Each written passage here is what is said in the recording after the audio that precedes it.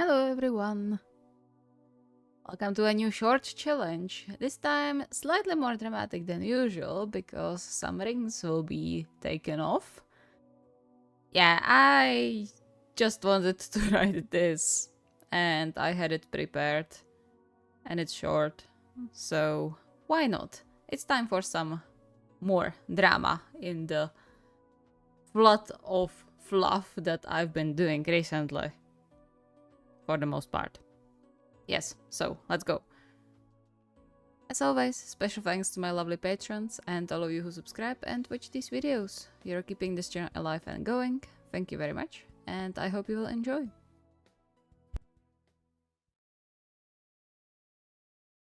Alrighty, my darlings, gather around so you can witness the best challenge to ever exist.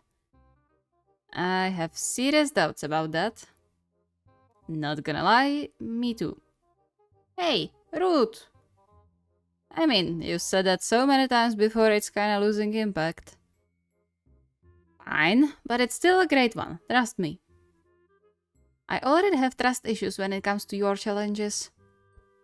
Same. I don't want to ruin everything when we are finally fine with kanji. What he said. Just to remind you, we are freshly married. I'm not doing anything that could end in divorce. I know. So what's the challenge? To take your ring off and give it back to your partner. Oh, are we here because we are engaged? Yep. I don't like this one. Me neither. I said nothing that will end in divorce. To be fair, if something like this ends in divorce for you, I have a feeling that marriage wasn't meant to last. You will be the first one to back out. I never back out of challenges. Unless your big teddy bear gets sad. Fair point. Oh, come on. It's not so bad. It will be interesting to see how your partner will react, no? No. You're so unadventurous. I have right to be. My relationship is at stake. All of our relationships are with challenges like this. You are seeing it too dark. Go ahead and you will see. You'll love the reactions. I really doubt that. Alright, fine. No more discussion allowed. Go ahead with the challenge, or I'll reveal your dirty secrets to your partners. That's blackmailing. I don't have any secrets from Asahi. Trust me, everyone here has something. I'm scared now. You should be. Go ahead then, and remember what's at stake. This isn't going to end well, is it?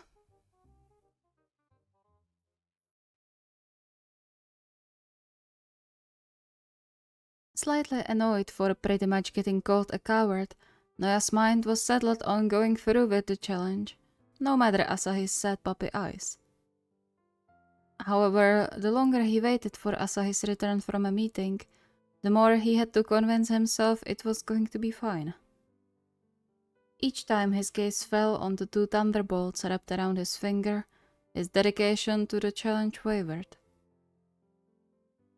This is so stupid. It's just about taking the ring off for a few seconds. It's not like I'm going to return it for real. You?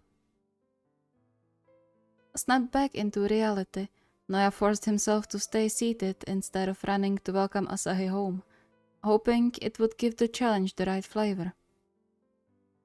Though, now that he spotted the confusion on Asahi's face, he did start to regret his decision. Oh, hi. How was the meeting? Good, I suppose. Nothing unusual.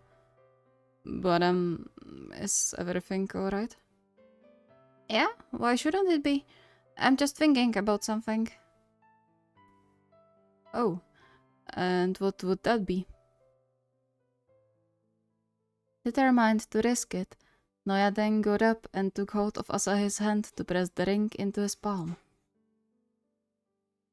About this. It felt all kinds of wrong already to not feel the warm metal on his finger, but the utter confusion in Asahi's eyes made it 10 times worse. Why are you giving it back?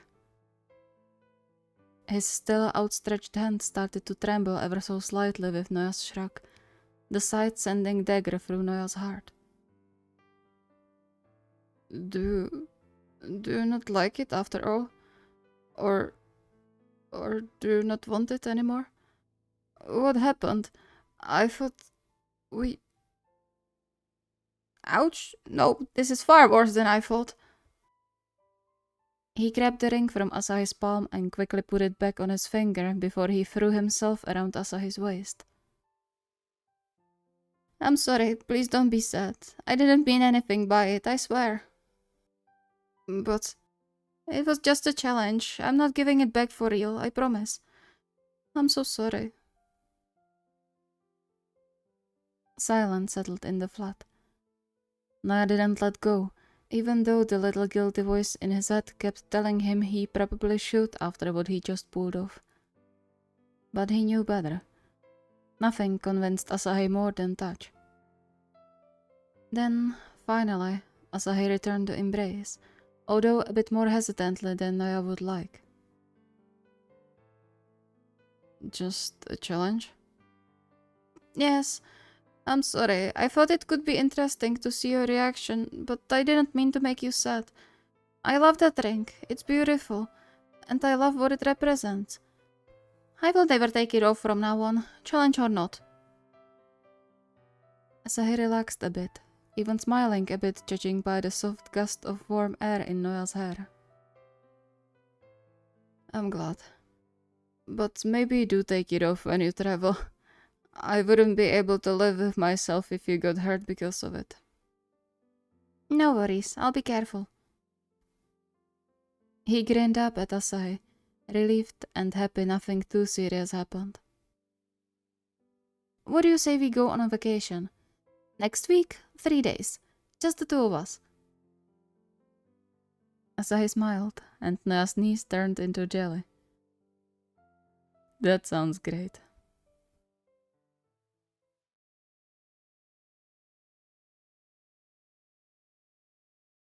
With an annoyed groan, Shigeru tossed the phone aside, watching it bounce a few times on the cushions before it went still. Total opposite of his mind, which was racing from the moment Oikawa forced them into the challenge. Sure, he found himself wondering what would Kentaro's reaction be to getting the ring returned, but risk ruining their marriage with it? So shortly after they finally got married? No thanks. This sucks. Why does Oikawa-san always have to come up with potentially relationship-damaging challenges? Sighing, he got up to go find Kentaro to have the whole thing off of his back as soon as possible, only stopping by Bruno to get a reassuring cuddle. Wish me luck. I hope your dad won't be too upset with me after this. Bruno whined quietly, tilting his head as if wordlessly asking what he was doing, for which Shigeru had no proper answer. Stupid thing, that's what he was doing. Did someone call me? Shigeru jumped, barely able to suppress a startled yelp. Can you not sneak up on me like this? Sorry, I thought you heard me. He didn't look even a little apologetic though, and Shigeru grumbled under his breath. Fine, makes it easier. Yes, I was talking about you. He got up and strode to Kentaro, putting the wedding ring into his palm. Here, have this. Kentaro blinked in confusion, for a moment staring at the ring before his brows knitted together. What's that supposed to mean? I'm giving it back. Nope. What do you mean no? I said... He fell silent when Kentaro grabbed his hand and slid the ring back on his finger, balling his own hand around it for the good measure. You aren't giving it back? But... No. If I did something that upset you, we can talk about it and then I'll do everything to make it better. But you aren't taking that ring off.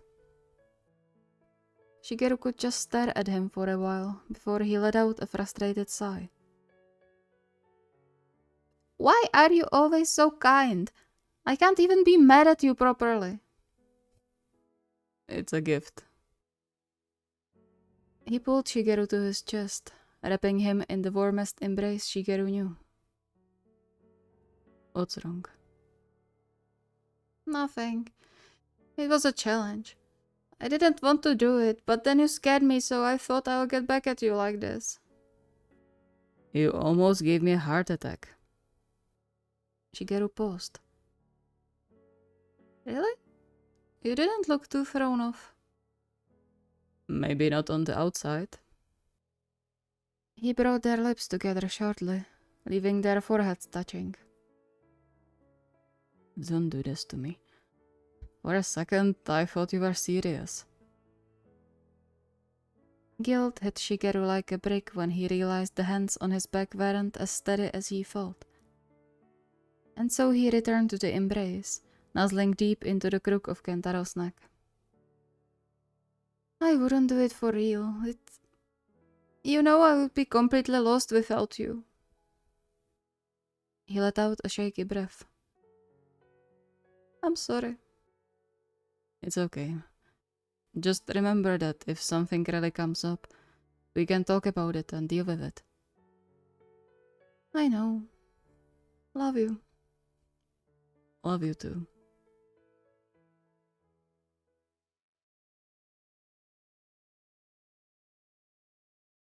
Ever since he locked his phone, Taichi's heart didn't stop hammering hard into his ribs. Oikawa's threat was unexpected, considering this was just a challenge, but that didn't make it any less real. There was a lot of things Taichi didn't want Hayato to know, and while he wasn't sure how would Oikawa figure them out, risking it was dangerous. However, actually doing the challenge and risking upsetting Hayato with that instead was perhaps even scarier. He didn't want to hurt his fiancée. Didn't want Hayato to be mad at him either. Not so shortly before. Tai, can you come here, please? I need a second opinion. Shiver ran through Taichi's body when the soft, deep voice called for him from the living room. He got up quickly and headed to aid Hayato with whatever he needed, his already fast heartbeat speeding up even more, making him lightheaded. Opinion on what? Hayato didn't answer immediately, his brow furrowing as he looked Taichi over from head to toe. Are you okay? Yeah, why wouldn't I be? You just wavered, and you are paler than our walls. Before Taichi managed to say anything, Hayato was on his feet and positioned himself in front of him for support in a practiced fashion. Come sit down. No protests. I'm not risking another hospital trip so soon after the last one. The images of his last collapse flooded Taichi's mind, the memory making him shiver. Back then, no one was able to tell them what was wrong with him, prompting Hayato to become even more protective than he had ever been before. And so he sat down, taking a few deep breaths while Hayato checked him over, biting his lip to not protest anymore. Your heart is racing. I know. Sorry. For what? What's wrong? I don't want you to be mad at me. Why would I be mad at you? Tai, what's going on? Taking a shaky breath, Taichi pulled the ring off of his finger, his hands trembling like never before. Tai, what are you...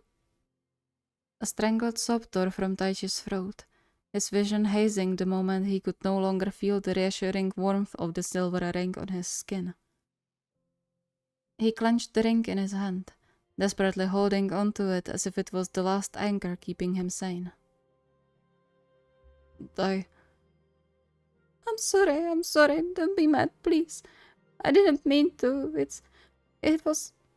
Shh, it's okay, breathe. A second later, Taichi was engulfed in the safest hug he knew, the whispered reassurances sounding in his ear, tearing down the last walls. Why did you take the ring off? What's wrong, sweetheart? It was a challenge. I didn't want to do it, I swear. Please don't be mad, please. He sagged into the embrace as Hayato pulled him closer, unable to stop the tears anymore. I can't be mad at you, remember? I'm glad it's nothing more serious. Now take a deep breath, okay? Don't be scared of anything, just focus on breathing. Slowly and steady, Everything is fine, I promise. No need to be scared. And Taichi trusted him, slowly following his breathing with his own shaky breaths. It was fine. Hayato was his safe space after all. There was nothing to fear.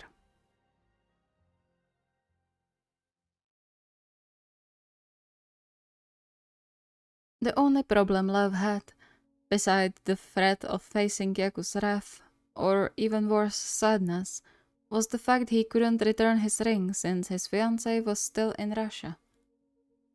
As if it wasn't bad enough he was forced to cut into their precious time they had to talk, he also had to figure out the way to do the challenge long distance. Great. He sighed deeply, hypnotizing his phone with his eyes, trying to give himself enough courage to actually pick it up and call Yaku. Sure, the sooner he would do it, the sooner he could start on damage control, but that didn't make it easier. Come on. Maybe it's not going to be so bad like this. I'll just ask, that's it. No one said what to do when we are apart. As always, Yaku solved his dilemma for him. He jumped when the phone suddenly rang, Yaku's contact flashing on the screen. Faster than light itself, he grabbed the phone, taking one last deep breath before he accepted the call. Hey, Lev. What took you so long? Mari, I'm sorry, I didn't have the phone on me. Sorry. A soft chuckle came through, the sound making Lev's heart flutter. It's fine, no harm done. It's just unusual when you don't pick up immediately. How are you doing? Everything alright? Biting his lip, Lev hesitated for a bit, enough for Yaku's tone to completely shift. Lev, did something happen? Oh, no, not at all. Everything is fine. Did you want to tell me something? You usually don't call first. Well, yeah, but don't change the subject. What's wrong? Don't hide stuff from me. Please. I know I'm not the best person to help, but I'll try, I swear. Lev clenched his jaw, already feeling this wasn't going to go well. Yaku wasn't supposed to panic, not like this. Wasn't supposed to think so low of himself. And it's all your fault. Why can you never watch your mouth? Lev? How would you react if I said I want to return you the engagement ring? A dead silence fell on the line and the whole flat. Lev cringed inwardly, cursing himself for actually saying that out loud.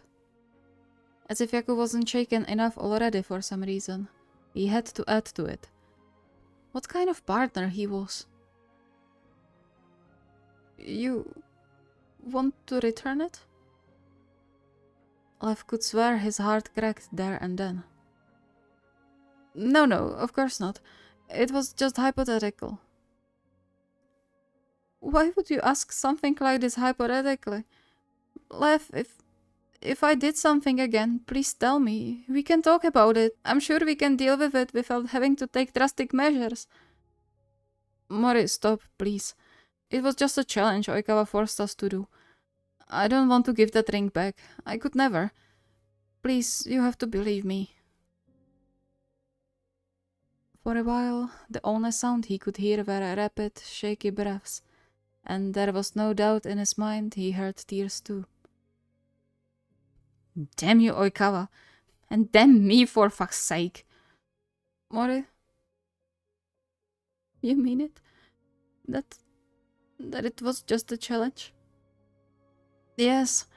I would never ask you something like this over the phone.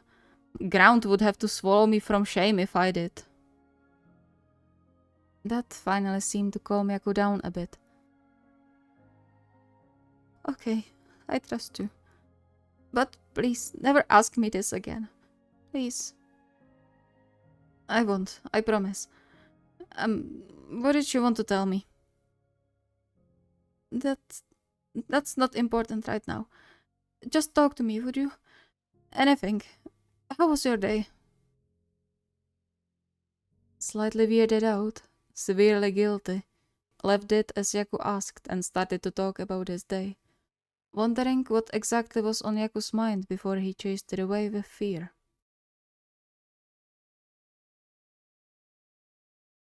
Thank you so much for watching. I hope you enjoyed. Again, I don't know what it is, but I just can't hit the voices correctly as of lately. I don't know why. It's weird. It never was this difficult to hit especially the high voices. Like the lows, they are very similar because I can't go too low. But goddamn the high voices. Whew. I hope you don't mind. Because I'm still giving it my all in the voice acting department. But yeah, I can't hit the higher notes for some reason. If you have any requests or ideas, the request form is linked in the video description. See you next time.